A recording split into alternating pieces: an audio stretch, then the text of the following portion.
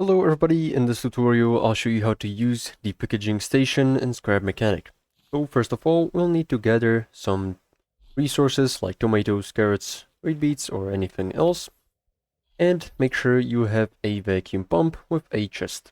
Now make sure that the chest is filled with the vegetables, and now the vacuum pump needs to be pointing outwards from the chest. And what you need to do is aim the vacuum pump at this port, which you can see right here.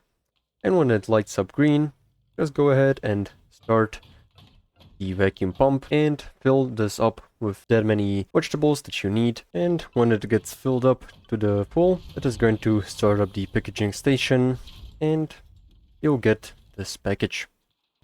Go ahead and pick it up, place it on your vehicle and travel to the hideout, where you can trade it for other things or to complete a mission.